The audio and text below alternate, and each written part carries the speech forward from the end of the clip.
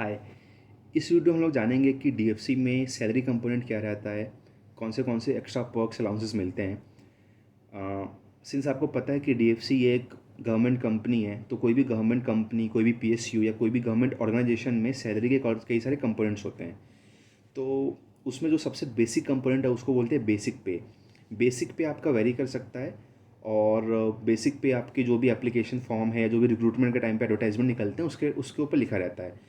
मैं for example ले रहा हूँ, just for the simple calculation. अगर आपका लेट्स से बेसिक पे 30,000 रुपीज़ है, तो बेसिक पे के ऊपर आपको एक तो डीए मिलता है, जिसको कहते हैं dearness allowance. Now dearness allowance time to time vary करता रहता है, वो चेंज होता रहता है as per the inflation and all, but at present जो डीए है, डीए जो है वो पीएसयूज़ में और स्पेशली डीएफसी में 43% चल रहा है। तो जो वो है 43% बेसिक पे का, तो 43% ऑफ 30,000 रुपीज़ मैंने फॉर एग्जांपल लिया था, तो वो ऑलमोस्ट 14,000 बन जाता है, तो 14,000 का ऐड कर दीजिए। इसके बाद आपको एक कैफेटेरिया अलाउंस मिलता है। कैफेटेरिया अलाउंस 35% है, तो उस 35% को ऐड कर दीजिए, तो वो भी अगेन कहीं ना कहीं कुछ 10,000 के आसपास बन जाएगा, 10 से 11,000 के आसपास। उसके बाद आप उस पर एच आर ए ऐड कर दीजिए, that is house rent allowance. House rent allowance आपके सिटी वाइज वेरी करता है, वो भी बेसिक पे के ऊपर मिलता है। अगर आपका मेट्रोपॉलिटन सिटीज़ है जैसे दिल्ली बॉम्बे हो गया, तो उस पर आपको 24% ऑफ बेसिक पे मिलेगा। अगर आपका टायर 2 सिटी है तो 16% मिलेगा, और आपका टायर 3 सिटी है तो 8% मिलेगा बेसिक पे का। टायर 1 सिटी या class X city, class Y city, class Z city, कौन से हैं वो ऑलरेडी नेट पे मिल जाएगा आपको लिस्ट। तो ये वाला कंपोनेंट ऐड कर लीजिए। हाउस रेंट अलाउंस तभी मिलता है जब आप जो डीएफसी के क्वार्टर्स है वो अवेल नहीं करते हैं। अगर आप क्वार्टर्स ले रहे हैं तो आपको एचआरए नहीं मिलेगा, एचआरए हाउस रेंट अलाउंस। तो बेसिक पे हो गया, डियरेंस अलाउंस हो गया, कैफेटेरिया अलाउंस हो गया, एचआरए अगर मिल रहा है तो मिल रहा है, वो हो गया। तो ये सब जब आप ऐड कर देते हो तो आपकी एक नेट सैलरी बन के आती है। इसके अलावा ऑन मंथली बेसिस भी दो चीज़ होती है, एक तो बोलते हैं पेंशन और एक बोलते हैं पीएफ। जो पीएफ होता है वो आपको भी देना रहता है, और आपका एम्प्लॉयर जैसे डीएफसी है वो भी देगा। वो कितना रहता है, वो ऑलमोस्ट 12% ऑफ डीए बेसिक पे रहता है। तो वो भी कंपोनेंट आप ऐड कर दीजिए। एम्प्लॉयर वाला जो पैसा है वो अकाउंट में तो ऐड होगा, लेकिन वो एट दी एंड पीएफ पे कंट्रीब्यूट हो जाएगा, और जो आपकी तरफ से कंट्रीब्यूशन है वो भी कंट्रीब्यूट हो जाएगा। इसके बाद आता है पेंशन। अभी डीएफसी में जो पेंशन चल रहा है, pension scheme NPS, new pension scheme, उसमें एम्प्लॉयर अभी दे रहा है, तो वो भी कंट्रीब्यूट कर देता है। आप अगर करना चाहें तो कर सकते हैं, वो ऑप्शनल चीज़ है। तो ये सारी चीज़ ऐड होकर जब नेट टू नेट एक सैलरी बन के आती है, ग्रॉस सैलरी जो भी है तो बन के आ जाती है। तो ये तो होगी सैलरी की बात। सैलरी के अलावा भी बहुत सारे आपके अलाउंसेस और पर्क्स आपको मिलते हैं, जो कि ईयरली बेसिस पे या 2 साल 3 साल पे मिलता है, उसके बारे में भी मैं बात करूँगा। ये भी काफ़ी लंबी चौड़ी लिस्ट है। इसमें जो सबसे पहली चीज़ है वो है लैपटॉप अलाउंस। लैपटॉप आप हर हर 3 साल पे ख़रीद सकते हो। लैपटॉप में अगेन हायरार्की वाइज मतलब एक लिमिट बनी हुई है। जैसे कि अगर आप एग्जीक्यूटिव हो डीएफसी में तो आपको 84,000 रुपीज़ मिलेगा। अगर आप सीनियर एग्जीक्यूटिव हो और जूनियर मैनेजर हो तो भी आपको 84,000 मिलेगा। उसके बाद जैसे ही आप असिस्टेंट मैनेजर और मैनेजर के ऊपर चले जाते हो तो वो अलाउंस 1 लाख के ऊपर हो जाता है। अगर आप जीएम बन जाते हो तो उसके ऊपर अलग हो जाता है। इस तरीके से डायरेक्टर लेवल का अलग अलग है। तो ये जो चीज़ है ये वेरी करता रहता है। ये हर 3 साल पे आप लैपटॉप अलाउंस ले सकते हो। 3 साल बाद आप अगेन आपको अपना लैपटॉप को सबमिट कर देना, और आप फिर जो भी मतलब जो डेप्रिशिएटेड वैल्यू है, मतलब कि हर 3 साल पे आपकी डेप्रिशिएटेड वैल्यू 10% बन जाती है। फॉर एग्जांपल अगर आपने 84,000 का लैपटॉप लिया है तो 3 साल बाद उसकी डेप्रिशिएटेड वैल्यू बन जाएगी 90% डेप्रिशिएट हो जाएगा, तो सिर्फ 10% बोले तो 8,400 रुपीज़ आपको डीएफसी को जमा करना है और लैपटॉप जमा कर देना है। उसके बाद आपको फिर से 84,000 रुपीज़ मिल जाएगा। तो आप हर 3 साल पे लैपटॉप ले सकते हैं।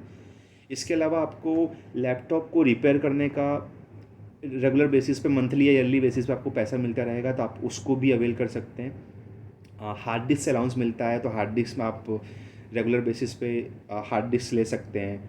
साथ ही साथ आपको मोबाइल रिचार्ज का पैसा मिलता है और टेलीफोन का भी पैसा मिलता है। तो इसमें एक चीज़ पॉइंट नोट करने वाली है, वो ये है कि अगर आपको डीएफसी की तरफ से सिम प्रोवाइड किया गया है तो आपको मोबाइल रिचार्ज का पैसा नहीं मिलेगा। Otherwise in general 1,000 rupees per month आपको मोबाइल रिचार्ज का पैसा मिलता है। और अगर आप ऊपर के लेवल पे ज्वाइन कर रहे हैं या जैसे जूनियर मैनेजर उससे ऊपर या मैनेजर वगैरह पे, तो उस टाइम पे आपको थोड़ा बहुत टेलीफोन जो होते हैं उसके भी आपको अलाउंसेस मिल जाते हैं। इसके बाद मोबाइल अलाउंस भी रहता है जो कि ईयरली बेसिस 10,000 रुपीज़ मिलता है।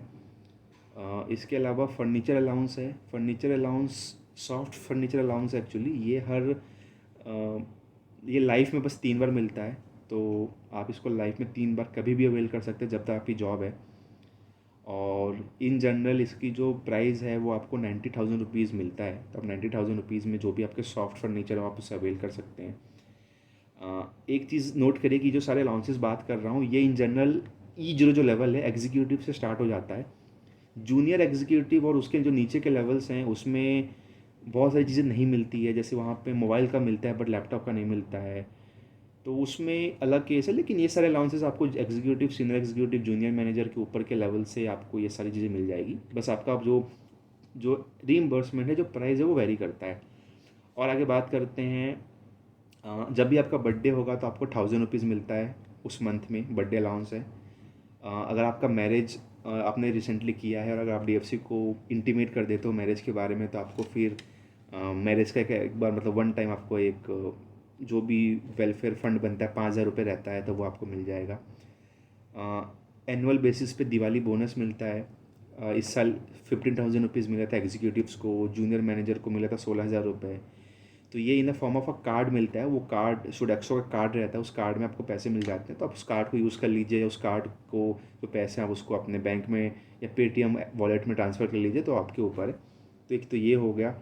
उसके अलावा अगर आपका कोई चाइल्ड है तो आपको ईयरली बेसिस पे चाइल्ड अलाउंस मिलेगा, चाइल्ड एजुकेशन अलाउंस। तो आप अपने बच्चों को स्कूल्स वगैरह में पढ़ा रहे हैं तो आपको थोड़ा बहुत को जो भी आई थिंक ये मुझे चेक करना पड़ेगा क्या अभी अमाउंट है, बट आई थिंक 15,000 रुपीज़ के आसपास ईयरली बेसिस पे मिल जाता है, तो आप उसको अवेल कर सकते हो।